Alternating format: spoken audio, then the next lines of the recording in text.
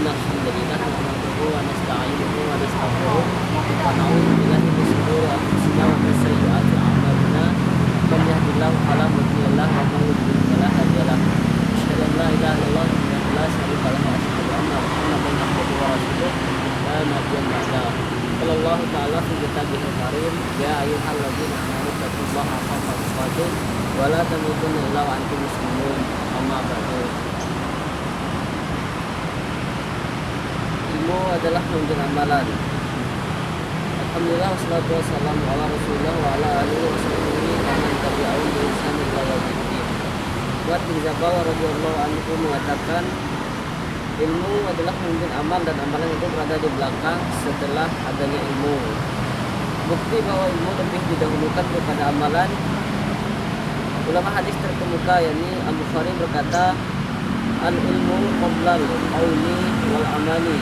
Ilmu sebelum berkata dan berbuat.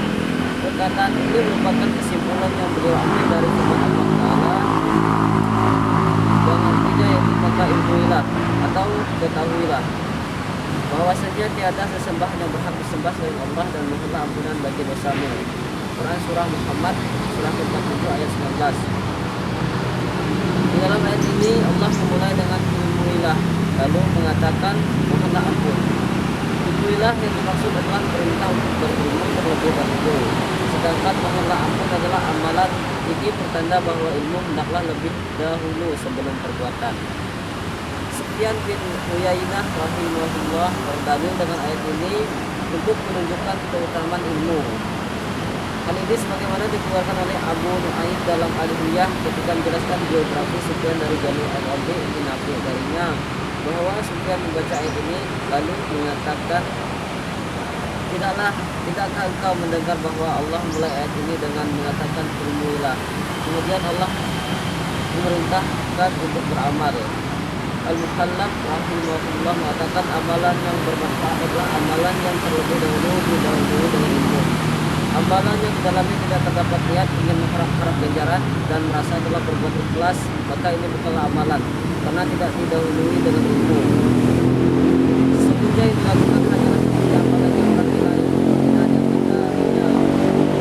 Kemudian Allah berkata yang dimaksudkan oleh Abu Bukhari bahwa ilmu adalah sebenarnya suatu perkataan dan perbuatan. Suatu perkataan dan perbuatan itu tidak teranggap kecuali dengan ilmu terlebih dahulu. Oleh sebab itulah ilmu didahulukan dari ucapan dan perbuatan. Karena ilmu itu melurus niat yang nantinya yang akan memperbaiki amalan. Keutamaan luar biasa ilmu syar'i. Setelah kita mengetahui hal di atas, hendaklah setiap orang lebih mengucapkan perhatiannya untuk berilmu terlebih dahulu daripada beramal. Semoga dengan mengetahui faedah atau keutamaan ilmu syar'i berikut membuat kita lebih termotivasi dalam hal ini. Pertama yaitu Allah akan meninggikan derajat orang yang berilmu di akhirat dan di dunia.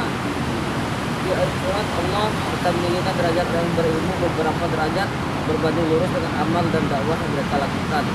Sedangkan di dunia Allah meninggikan orang yang berilmu dari hamba-hamba yang lain sesuai dengan ilmu dan amalan yang dia lakukan. Allah Ta'ala berfirman yang artinya itu Allah akan meninggikan orang-orang yang beriman di antaramu dan orang-orang yang diberi ilmu pengetahuan beberapa derajat. Surah Al-Mujadilah ayat 11. Kedua itu seorang berilmu adalah cahaya yang banyak memanfaatkan manusia untuk urusan agama dan dunia mereka. Dalilnya satu hadis yang sangat terkenal bagi kita. Kisah seorang laki-laki dari Bani Israel yang berbunuh 99 nyawa. Kemudian dia ingin bertaubat dan dia bertanya siapakah di antara penduduk bumi yang paling berilmu. Maka ditunjukkan kepadanya seorang ahli ibadah. Kemudian dia bertanya kepada si ahli ibadah apakah ada taubat untuknya. Si ahli ibadah menganggap bahwa dosanya sudah sangat besar, sehingga dia mengatakan bahwa tidak ada pintu taubat bagi si pembunuh maka dibunuhlah ahli ibadah sehingga genap 100 orang yang telah dibunuh oleh laki-laki dari Bani Israel tersebut. Akhirnya dia masih ingin bertaubat lagi. Kemudian dia bertanya siapakah orang yang paling berilmu. Lalu ditujukan kepada seorang ulama. Dia bertanya kepada ulama tersebut, apakah masih ada pintu taubat untukku? Maka ulama tersebut mengatakan bahwa masih ada pintu taubat untuknya dan tidak ada satupun yang menghalangi darinya untuk bertaubat. Menghalangi diri dirinya untuk bertaubat. Kemudian ulama tersebut menunjukkan kepadanya agar berpindah ke sebuah negeri yang penduduknya merupakan orang saleh, karena kampungnya merupakan kampung yang dia tinggal sekarang adalah kampung yang penuh kerusakan. Oleh karena itu dia pun keluar meninggalkan kampung halamannya. Di tengah perjalanan sebelum sampai ke negeri yang dituju, dia sudah dijemput kematian. Hadis riwayat Bukhari dan Muslim. Kisah ini merupakan kisah yang sangat masyhur. Lihatlah perbedaan ahli ibadah dan ahli ilmu. Yang ketiga yaitu ilmu adalah warisan para nabi. Nabi Shallallahu Alaihi Wasallam bersabda, yang artinya sesungguhnya para nabi tidak mewariskan dinar dan dirham. Mereka hanyalah mewariskan ilmu. Barang siapa yang mengambilnya, maka dia telah memperoleh keberuntungan yang banyak. Hadis riwayat Abu Daud nomor 3641 dan Tirmidzi nomor 2682. Keempat yaitu orang yang berilmu yang akan mendapatkan seluruh kebaikan. Rasulullah Shallallahu Alaihi Wasallam bersabda, yang artinya yaitu barang siapa yang Allah kehendaki mendapatkan seluruh kebaikan, maka Allah akan memahamkan dia tentang agama. Hadis riwayat Bukhari dan Muslim. Syekhul Islam Ibnu Taimiyah mengatakan, setiap orang yang Allah menghendaki kebaikan padanya pasti akan diberi kepahaman dalam masalah agama. Sedangkan orang yang tidak diberikan kepahaman dalam agama, tentu Allah tidak menginginkan kebaikan dan bagusnya agama pada dirinya. Ilmu yang wajib dipelajari terlebih dahulu yaitu ilmu yang wajib dipelajari bagi manusia adalah ilmu yang menuntut untuk diamalkan saat itu. Adapun ketika amalan tersebut belum tentu untuk diamalkan, maka agama.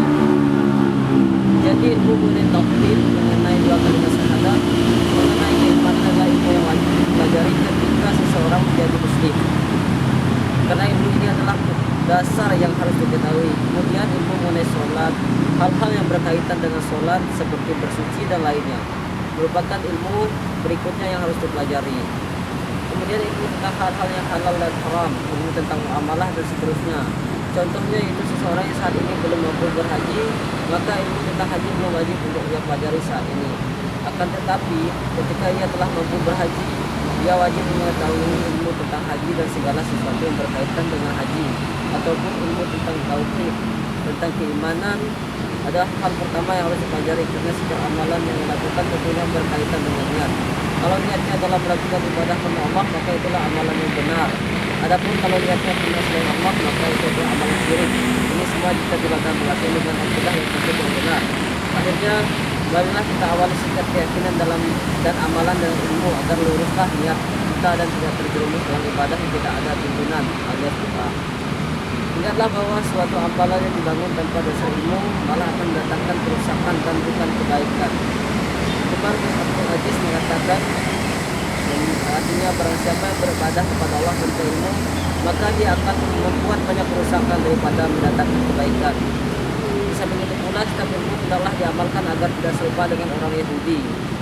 Sufyan bin Uyainah rahimahullah mengatakan, yaitu orang berilmu yang rusak karena tidak mengamalkan apa yang dia ilmui, memiliki keserupaan dengan orang Yahudi. Barang siapa yang beribadah kepada Allah tanpa ilmu, maka dia akan membuat banyak kerusakan daripada mendatangkan kebaikan. Di samping itu pula setiap ilmu hendaklah diamalkan agar tidak serupa dengan orang Yahudi.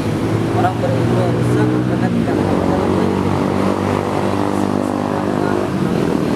sedangkan ahli ibadah yang rusak karena beribadah tanpa dasar ilmu memiliki keserupaan dengan orang Nasrani. Semoga Allah senantiasa memberi kita bertaufik agar setiap amalan kita menjadi benar karena telah diawali dengan ilmu terlebih dahulu. Semoga Allah memberi kita ilmu yang bermanfaat, amalan soleh yang diterima dan menjadi baik. Akhirnya wabillahi taufiq wal hidayah. Wassalamualaikum warahmatullahi wabarakatuh.